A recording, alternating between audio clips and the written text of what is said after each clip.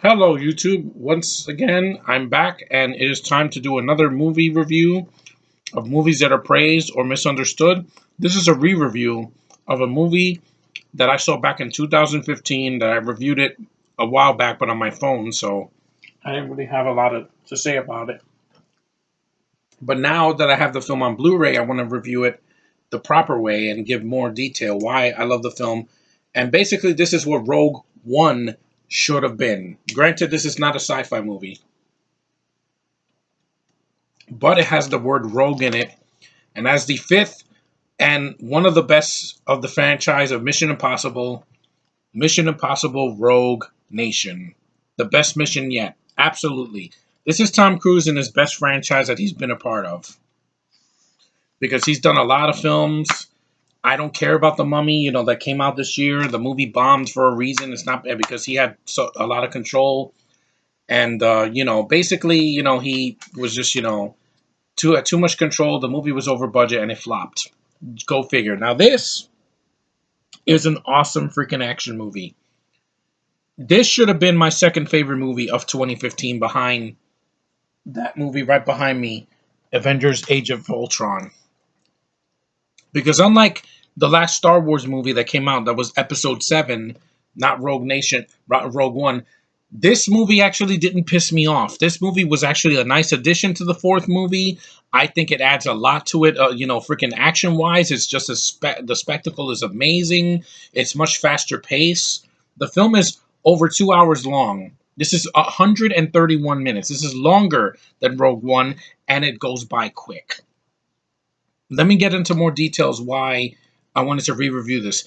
Tom Cruise is amazing in this film. The opening scene where him and Benny or Benji, not Benny, Benji are trying to get him onto the plane. It's an awesome stunt. There's no CGI. It's really him on the plane. It looks fantastic. It's just like the scene in Dubai when he's on the top of the building with the gloves. Awesome. And they did this in the first 5 minutes. Also, this has a better cast than Rogue One.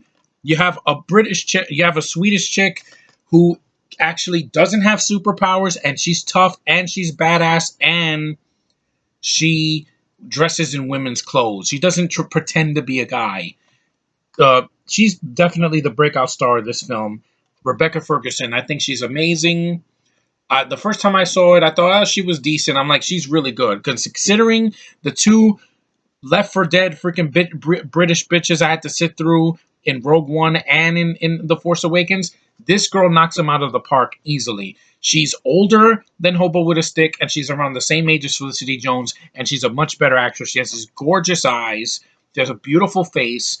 The scene in the opera where she's trying to kill this guy with that shotgun, with the sniper rifle, whatever, she's in this gorgeous yellow dress. I'm like, oh my God. See, a tough woman that wears women's clothing and is not afraid to show femininity. That's real feminism right there. Not, we're better than men. We're going to keep our chin up. No, there's no SJW things here. It's a freaking foreign chick that kicks ass, that gives Tom Cruise a run for his money. You don't know which side of the movie she's in, if she's good or bad. She's more like an anti-hero. That's how I look at her. Awesome. Even when she frowns, I'm like, my God, you are so sexy. Really, Rebecca Ferguson, you are. I wish that she was a Jedi. She could kick the crap out of Rey in a freaking second, dude. But anyway, enough about that. This is the last film with Jeremy Renner, because he's not going to be in 6. I'm looking forward to 6 thanks to this movie and Ghost Protocol, which I thought was freaking amazing in the theater. I saw that in IMAX. This film, it says better than Bourne, better than Bond. Absolutely. This movie kicks the crap out of Spectre and Jason Bourne. There, I said it, guys. All my subscribers and my friends on Facebook, Josh, Anthony, Parker, Sean, Tevya, Brian. This movie's better. Jason Bourne bored me to death. Spectre bored me to death. It was too long, and Daniel Craig's heart was not into it. Tom Cruise's heart is into this. His performance is still intense, and he's still doing the running, and he's still on top of buildings, and he's still on top of doing the stunts from the first 4 films. It's amazing. Simon Pegg is still funny as all hell, because he's a British guy that's funny. He's a talented writer, he's a funny comedian, and he's a good actor. And he was actually good in Star Trek. Ving Rhames, he's fine. He's serviceable. He doesn't really do much. Alec Baldwin, it was nice to see him. I like him as an actor. I want to go into more detail. This motorcycle scene, freaking awesome, dude. It was like the pod race from the Phantom Menace. It was really cool and octane action. I can see what's going on. There's no shaky cam. The film looks fantastic. Christopher McQuarrie, you are what freaking J.J. Abrams is not. You don't use lens flares. You shoot your action competently, and you make good movies. I really enjoyed the first Jack Reacher. Screw the freaking girl from that movie, though. I didn't like her. But this movie was amazing. I thought McQuarrie did a good job directing it. He definitely took over from Brad Bird, who did the fourth movie. And there's a commentary here that I want to listen to this summer. Tom Cruise and director Christopher McQuarrie. Yeah, I wish Rebecca Ferguson was on this because I really enjoyed her. I'm like, who is that woman? Granted, still preferred Paula Patton in Ghost Protocol, but as a substitute that was a different character, Ilsa. She's not Elsa. She's Ilsa. Badass. I wanted to see more of her, and we are going to see her hopefully in MI6. Now, there are some problems. The villain is kind of generic. He has a voice like this, and he has glasses and has a weird voice. Yeah, he kind of is iffy. He's not really that memorable, but he's not as generic as the villain in the fourth movie, which was the Swedish actor from uh, John Wick. That he's like, it's fucking John Wick or whatever. Yeah, he's a Swedish actor from the first John Wick. But I could say this movie is very, very entertaining. It's better than Rogue One because I'm not bored to death. I'm not freaking looking at an ugly movie with mountains and freaking depressing colors and people suffering. That's not Star Wars to me. This says Rogue. See, look at that. Rogue Nation. And it fits like a hand in glove. Let me just read the synopsis quick. Loaded with jaw-dropping stunts, prepare for the best action movie of the year, definitely, right behind Age of Ultron. With their elite organization shut down by the CIA, Agent Ethan Hunt, Tom Cruise, and his team, Jeremy Renner, Simon Pegg, and Ving Rhames, must race against time to stop the Syndicate, a deadly network of rogue operatives turned traitors. To stop this global threat, Ethan must join forces with an elusive, disavowed agent, Rebecca Ferguson. Again, badass. This is what Ray should have been. She doesn't do everything, but she can do a lot. There, take that, you freaking KK agenda. Anyway, whose loyalty is suspect as he faces his most impossible mission ever. The freaking score is just as badass. The film looks great. It's a movie from 2015. This movie easily could have came out last year.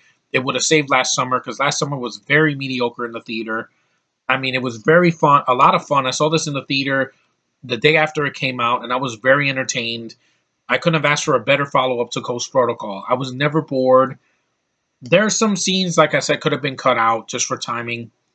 And the villain has a generic voice like this. But other than that, I think the film is very entertaining. Is it the best of the franchise? I still need to say that. Well, I think it's better than 3. Because, like I said, screw J.J. Abrams. I like the movie. Don't like him as a director. That's the best film he's done ever. And it's a sequel. So, but this, I'm glad McQuarrie did it. He did a great job. It was never a bore. There was never a dull moment. It's a very fun movie. The locations are really good. There's a scene where Tom Cruise has to go underwater for like a couple minutes and shut down this valve or whatever, and then you see Rebecca Ferguson in a nice, beautiful bathing suit, and then there's a scene where she takes her shirt off. I'm like, yes, femininity. I'm never gonna see that in Star Wars. Granted, you don't see her boobs. It's a side boob, but they don't show it. But I get it. I get it. As a man, that's something that excites me, and I'm not gonna apologize for that. But anyway, this movie is awesome. I wanted to re-review it because it's a badass movie. It definitely deserved the praise it got. It deserved the box office it got. It deserved the freaking accolades it got. I'm glad this film has a ton of features on Blu-ray. My friends, if you have not purchased this movie, there's a steelbook that recently came out. Get it. It's worth your time. Sean, if you ever get the Blu-ray of this, get the steelbook at Best Buy or just this one. They got probably have it used for cheap because it's a 2-year-old movie. And like I said, can't wait for MI6. Am I looking forward to Cavill as the villain in MI6? Newsflash, don't use an American accent, dude, because you're not American. We see right through you. And Man from U.N.C.L.E. didn't help. If you're going to impress me, do something intimidating. I don't know, grab Cruz by the neck and throw him like Superman would in Man of Steel. Do something intimidating, or I'm not going to buy you. because I've had it with him as the Man of Steel. Just does nothing is on his face. If he does this for 2 hours with Tom Cruise, it's going to be painful, and the Man of Steel thing can't save him because he's not a superhero in that in MI6, which is going to come out soon. And I want more Rebecca Ferguson. Make her do flips and things. Let her. There's a scene where she like jumps on a guy and almost sits on his face. I'm like, you are gorgeous. You know that? She's like in her early 30s, and I'm like, life. She deserved better than that. An Alien ripoff with her and Ryan Reynolds, it should have done better. Shouldn't have been overshadowed by freaking Alien Covenant or Beauty and the Beast. But anyway, that's not about that. This movie's awesome. I'm so glad I have this in my collection. The Blu-ray looks fantastic. The DVD is there so that I don't have to just see it upstairs. The digital copy, I put it away because I want to have this movie when I go traveling, and it's a lot of fun. I was very, very pleased with this. It was definitely a breath of fresh air. I mean, the last movie was in 2011 before this, so it took 4 years to make another movie, and it was worth the wait.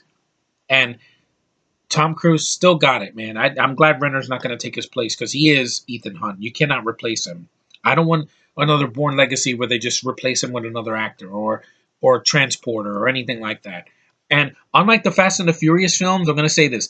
These films keep getting better with each sequel. The only sequel that sucked was the second one because I was bored to death. An hour with no action. Really? No. 3 was definitely better than 2. 4 was better than 3. And 5, definitely a huge step up. This was like the Fast 5 of this franchise. And I'm very happy to own it. It's a great action movie. Well shot, well acted, very funny, great moments of action sequences that look amazing. I'm glad this will rival like this movie I think is just as enjoyable as Civil War. It was a sequel in a franchise that went on for a while. It was in the summer and it kicked ass. All kinds of ass. And like I said, this should have been my second favorite movie of 2016. The Force Awakens, just pretend that didn't even happen. This is my second favorite movie, right behind Age of Ultron, because damn, this was awesome. It wasn't my top 10, but it would be number 2 because I loved it. I thought this is how you do an action movie, PG-13, and make it awesome. And not skip out on the skin and the freaking violence and the action and the freaking even I don't know if they curse that much, but it's definitely worth it. And if you have teens, they can watch this. It's awesome. And they're going to have a good time with it. Just grab popcorn, shut your brain off, and enjoy this fun, amazing movie. And this movie never gets stupid. Unrealistic, yes. Stupid, no. Definitely not. Except for that guy's voice. This movie, I wanted to re-review it because it's amazing.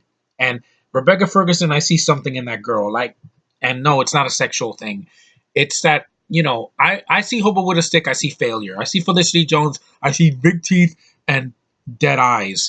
This girl has everything that I would want in a woman. Nearly everything.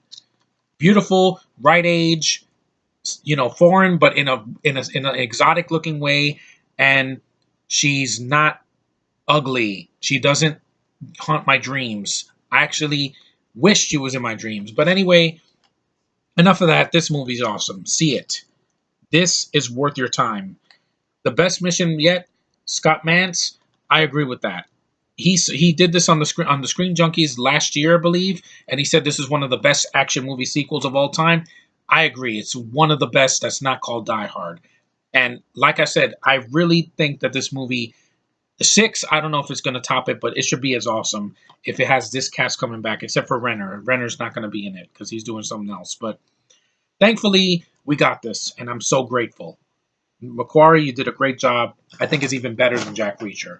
And better than Jack Reacher 2, even though I like that too. But anyway, thanks for watching, guys. I'm glad I got to review that movie. It's awesome. It makes me feel good. That's what a movie should do. Make me feel awesome when I leave the theater or when I watch it at home. I could pop that in and I feel great. I feel like $1,000,000, dude. And she has a British accent because her father is British and her mother is Swedish. So she was born in Sweden, though, not in the UK. So it doesn't count compared to the hobo. But anyway, that girl is going places. I know it. If she plays her cards right, she could be in a Bond film or Star Wars. You never know. I would love to see her do something even bigger than this, and I know she can. But anyway, thanks for watching. Take care, and I'll see you in the next review. Later.